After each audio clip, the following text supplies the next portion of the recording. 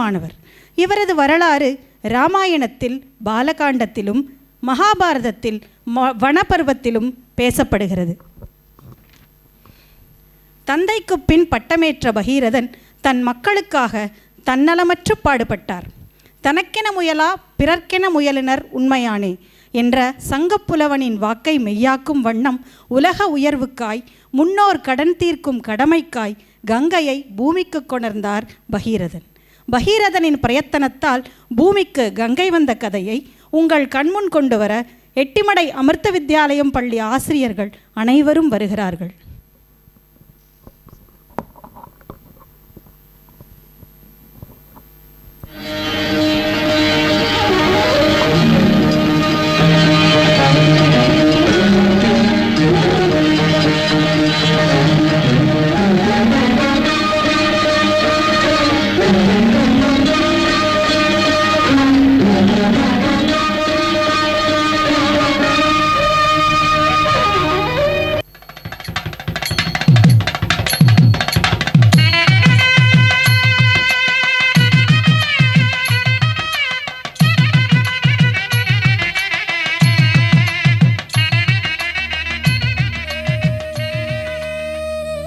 நீடூழி வாழ்க மன்னா. நன்றி அமைச்சரே. என் தந்தையின் பொறுப்பினை நான் ஏற்று இருக்கிறேன். அவரை போலவே மக்களின் நலனில் அக்கறை கொண்டு செயல்படுவேன். மன்னவா, நம் நாடு பல்வேறு துன்பங்களுக்கு ஆட்பட்டுள்ளது. அவற்றை தாங்கள் தான் சரி செய்ய வேண்டும். தங்கள் ஆணைப்படியே செய்கிறேன் குருவே. அரசனாக எனக்கான கடமைகளை நான் செய்வேன். என் சுக துக்கங்களில் மனம் செலுத்தாமல் மக்களின் நலனையே குறிக்கோளாய் கொண்டு செயல்படுவேன்.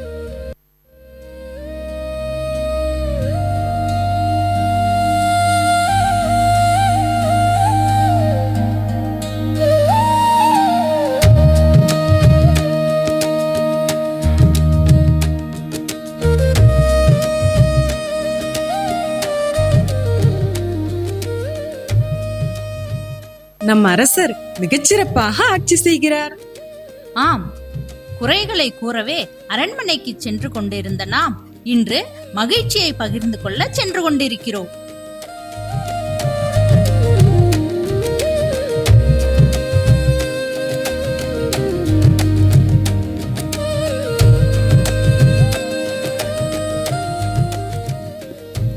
அமைச்சரே, நாட்டில் அனைத்தும் சீராக நடக்கிறதல்லவா? ஆம் அரசே, மிக நிறைவான வளம் கொளிக்கும் நாடாக நம் நாடு மாறியுள்ளது. தாங்கள் ஓய்வு கொள்ளுங்கள்.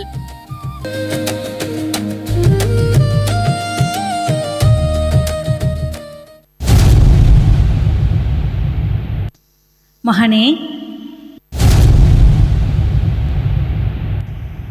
மைந்தா, எங்கள் குரல் கேட்கிறதா?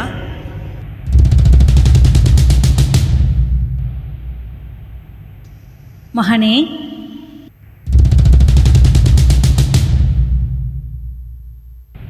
உதவி செய் மகனே. குருதேவா,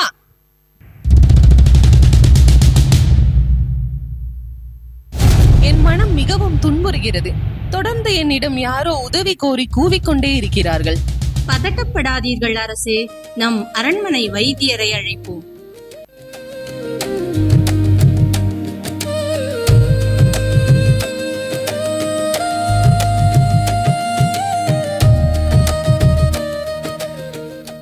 அரசே, தங்கள் உடல்நிலையில் எந்த பாதிப்பும் இல்லை. மன அமைதி கொள்ளுங்கள். இல்லை வைத்தியரே, இல்லை. இன்று நேற்றல்ல, பல நாட்களாக எனக்குள் இந்த தவிப்பு இருந்து வருகிறது. அரசே, என்னால் உங்கள் நிலையை புரிந்து கொள்ள முடிகிறது. அரசே, தங்களது முன்னோர்கள் அனைவருமே இத்துன்பத்தை அடைந்துள்ளனர். என்ன சொல்கிறீர்கள் குருவே? குருநாதர் சொல்வது உண்மைதான் அரசே.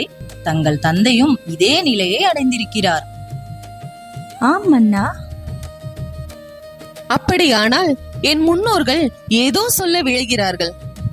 ஆம் அரசே, தங்களது முன்னோரான சகர மன்னனின் மக்களே கபில முனிவரின் சாபத்தினால் துன்பப்படுகிறார்கள். அவர்களது துன்பக் கூவலைத்தான் தாங்கள் கேட்கிறீர்கள். நான் அரசனாய் இருந்து என் கடமைகளை சரியாக செய்துவிட்டேன். இனி என் முன்னோர்களுக்கு செய்ய வேண்டிய கடமைகளை செய்ய போகிறேன். என் இளையோனுக்கு முடிசூட்டிவிட்டு நான் காடேக போகிறேன். அரசே, உங்கள் பதவியை ஏன் துறக்க வேண்டும்? அரச கடமைகளை கவனித்துக் கொண்டே முன்னோர்களுக்கு செய்ய வேண்டியதையும் செய்யலாமே. அமைச்சரே, ஒரு மனிதன் அவனுக்கு விதிக்கப்பட்ட செயல்களை சரிவர செய்ய வேண்டும். மக்களின் நன்மைக்காக முழு மனதோடு பணியாற்றினேன். இனி என் முன்னோர் நலனுக்காக பாடுபட போகிறேன். என்ன, நான் முடிசூடுவதா? மூத்தோர் இருக்க இளையோன் அரசாள்வதா? வேண்டாம் வேண்டாம். நாட்டு மக்களின் நலன் முக்கியம்.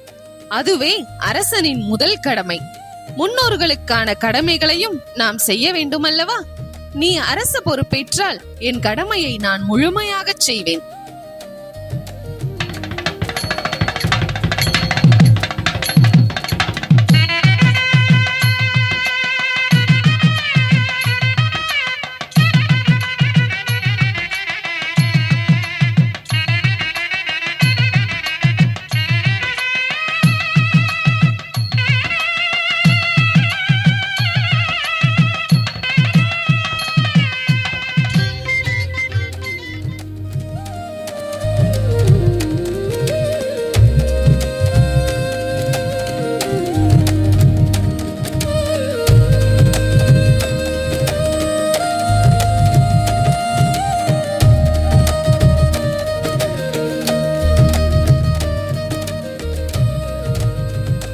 மகனே, நில். நாங்களே உன் முன்னோர்கள்.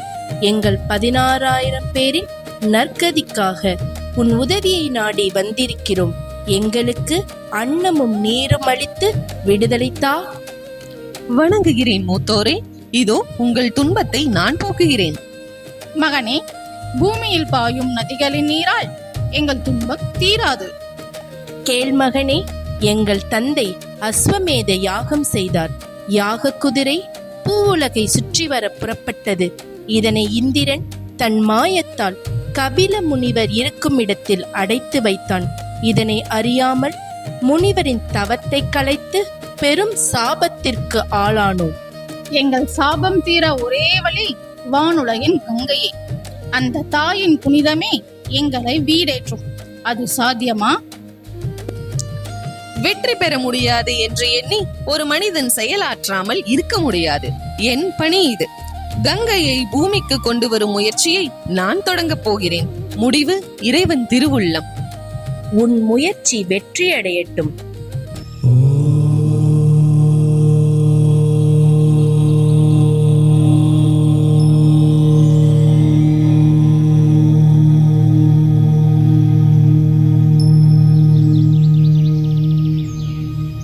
பகீரதன் தவம் செய்ய தொடங்குகிறான். நாட்கள் வருடங்களாகி உருண்டோடின. பகீரதன் தவம் தொடர்ந்தது. மகனே, கடுமையான உன் தவத்தின் பயனை நீ அடைவாயாக. என்ன வேண்டுமோ கேள். பரம்பொருளே, என் முன்னோர்களை நான் விண்ணேற்ற வேண்டும். அதற்காக கங்கை பூமிக்கு வர வேண்டும். மைந்தா, கங்கை வேகவாகினி. அவள் பூமியில் பாய்ந்தால் பூமி தாங்காது. மலைகள் இடிந்து தூளாகி பூமி உடையும். நீ பார்க்கடலில் துயிலும் பரமனை கேள். ஆகட்டும் இறைவா. மீண்டும் மன்னன் தவம் புரிய தொடங்குகிறான்.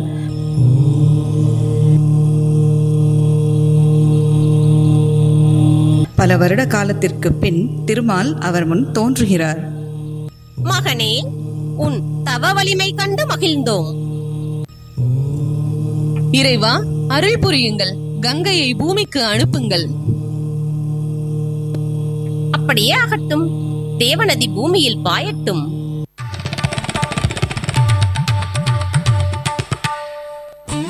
தாயே கங்கா, மந்தாகினி, விஷ்ணுபதி, சுர்சரி, கருணை புரிவாய், இறங்கி வருவாய்.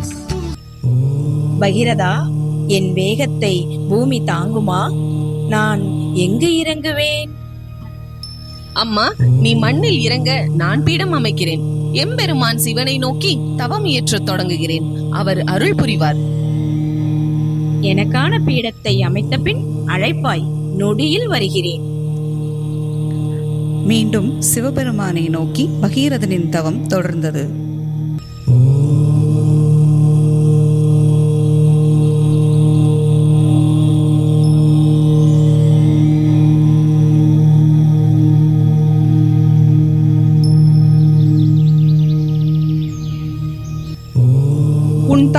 மகிழ்ந்தேன் மகனே.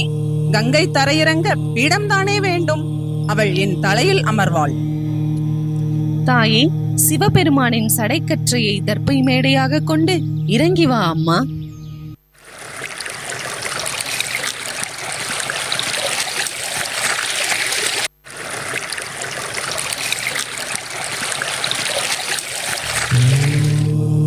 தாயே, ஏன் வர மறுக்கிறாய்? என் மேல் கருணை இல்லையா? மகனே, இறைவனின் சடைமுடி கற்றையில் நான் இறங்கிவிட்டேன்.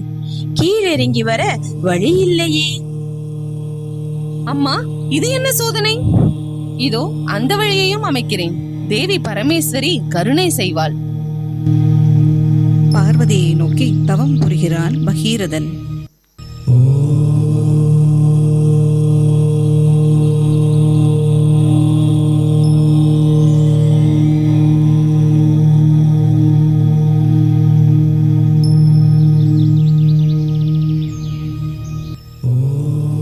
மகனே, விடாமுயற்சியின் உருவமாய் விளங்குகிறாயே.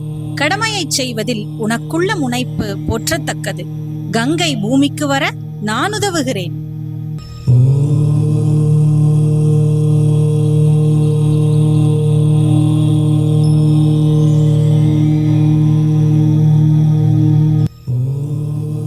இறைவா, உலகம் உய்ய தங்கள் திருநடனம் நடக்க வேண்டும்.